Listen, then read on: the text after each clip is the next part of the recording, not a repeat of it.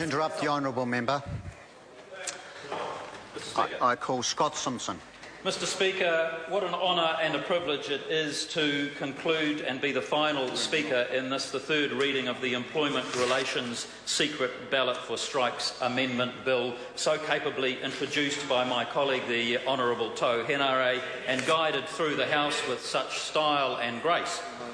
Sir, this is an important piece of legislation. On the face of it, it appears to be quite a small piece of legislation, simple in principle, simple in action. But it's very important because it strikes, if you'll pardon the pun, at the very heart of our democratic process and our democratic institutions and the things that we hold dear in our society and our community. And that is the right of people to make decisions on important matters in group collectives, but by secret ballot. And, sir, that is something that we all hold dear. It's a very fundamental part of our democratic process. And if it's good enough for unions, then it's good enough for, if it's good enough for every other aspect of our society, why not good enough for unions? Indeed, most unions actually already are enlightened and do conduct secret ballots on important matters such as strikes. So this simple piece of legislation simply codifies this very foundation stone of democratic process, that when an important matter such as a strike is to be considered, that the ballot about that decision should be held in secret. It's a simple, effective and time-honoured process, Mr Speaker. The bill supports the creation of a positive workplace environment. And that's important because these days, sir, we live in enlightened times where we know that positive, constructive workplace collegial environments actually benefit employees and employers, and it creates a great environment for business and enterprise to prosper and succeed. And so this bill, sir, encourages that.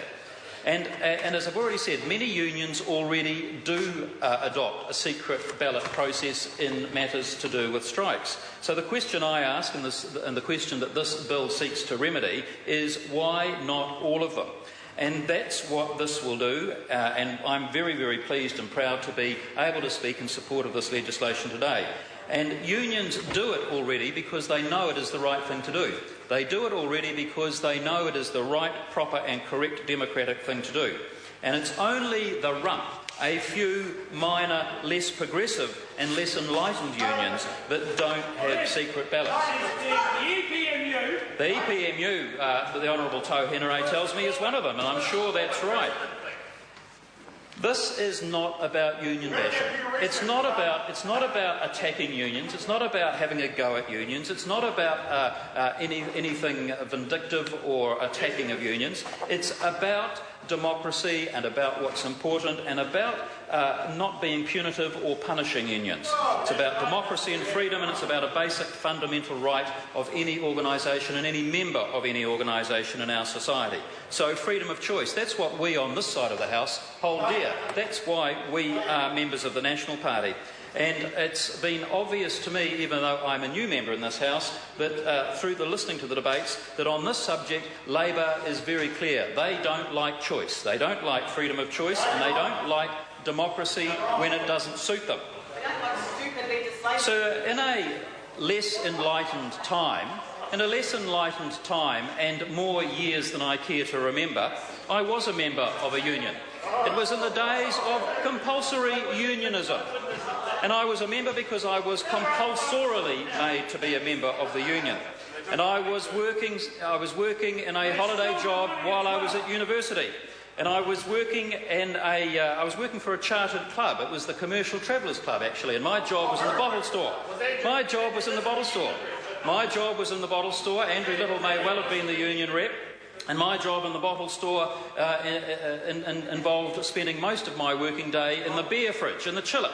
And what would happen is that once a week, a big truck would arrive and offload 25 or 30 pallets of beer, quart bottles and wooden crates, the sort that we used to drink. And my job then was to unload those box by box, crate by crate, and store them into the chiller. And then over the preceding few days, the rest of the week, my job was to bring them out of the fridge and put them on the counter or into the boot of customers' cars. Now, what I didn't know What I didn't know, Mr Speaker, was that just before Christmas, at the busy time for chartered clubs, the union would usually go on strike. And they'd usually go on strike to cause the maximum impact and damage to the employer. And they would do it just before Christmas, when customers were celebrating Christmas festivities, and at a time designed to cause the most strife and concern to those employers. I was very keen to go and work. I liked the dignity of work. It was a holiday job, and it was in the days before. It was in the days before we had student loans and what have you. So I needed the money, and I wanted to work. But the union that I was compulsorily a member of wanted to go on strike, and so we had a stop work meeting, which I duly was forced to attend. And we went to the stop work meeting. I remember it well, Mr Speaker. It was held in the public bar of a fairly seedy pub in South Auckland, and there gathered several hundred people. And guess what? After some rousing speeches by the union organisers calling on the brothers and the sisters to strike, what happened was that a vote was called for. A vote was called for to strike. And at first there was a voice vote, and the voices were asked for, and so the overwhelming number of people there voted in favour of the strike by voice. There were only a few of us, sir, that actually voted by voice against going on strike, and I remember it well. And what I remember then was that after the voice vote was taken, somebody called for a show of hands. And it wasn't the people who were in the minority, it was the people in the majority who asked for a show of hands. They wanted to know, sir, who had the temerity to vote against them. And so then a show of hands was called for. And so what happened then is that even fewer of us then had the intestinal fortitude to raise a hand when a show of hands was called for. And so we went on strike. I lost several days' pay. The employer was incredibly inconvenienced, and I had a personal situation of where we had the standover tactics, the intimidation, and the language and physical abuse that followed. Mr Speaker, I am the first to admit that that was a less enlightened time. That was a less enlightened time. And now we have unions that are more modern in their view and their aspect, and they do handle things more appropriately. But if it wasn't for a few old-fashioned unions who still insist on a show of hands votes and the standover tactics, then that would mean that we don't have to have this legislation. So I want to thank the Honourable Tau Henare. I want to thank him for bringing this piece of legislation to the House. I want to thank him for his work and for being an advocate for open, free and open democracy. I'm told, sir, even though I wasn't a member of the committee, that there was a vigorous debate and that Labor members tried everything they could to halt the progress of this bill through said committee. That, sir, is shameful. That, sir, is very shameful. Tau Henare did an excellent job. National, sir, is focused on ensuring that there is a fair and flexible employment environment. Democracy is a good thing. Democracy is a good thing in all that we do. And it's amazing to see Labor members who normally take such a high and mighty moral high ground on such matters to try and argue on the head of a pin that in this case democracy shouldn't occur. This bill is about transparency, it's about freedom, it's about democracy, and it removes the potential for criticism of the ballot process. No decision is more important in the lives and day-to-day activities of union members than the decision to go on strike or not to go on strike. And so the few remaining unions who don't do it need to be brought into order. Sir, this is a bill for freedom from intimidation, freedom from coercion, freedom to choose and freedom to vote. Today, as my colleague Jamie Lee Ross said, this is Liberation Day, it's Freedom Day, it's Democracy Day for New Zealand workers. And in the words of Martin Luther King, already quoted in this House by the Honourable Tau Henare, free, free at last, free, thank God Almighty, free at last.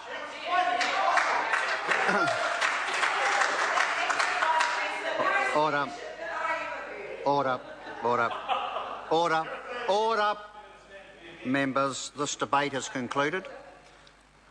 Point of order, Darian Fenton. Mr Speaker, I'd like to move that this vote be conducted by secret ballot so the National Party members who are being coerced into voting for it don't have to have their vote recorded.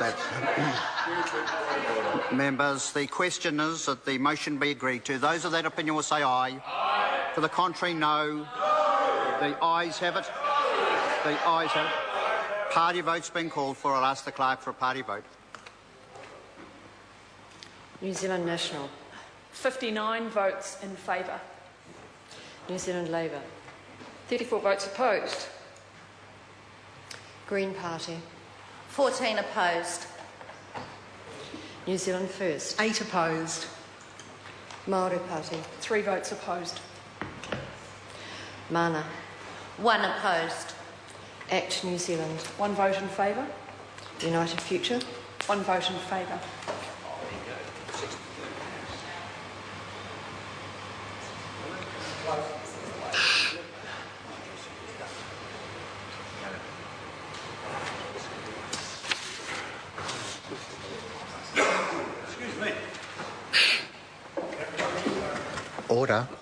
Order. The votes are taken in silence. Members, the ayes are 61, the noes are 60. The motion is agreed to. Secret Ballot for Strikes Amendment Bill, third reading. Call on.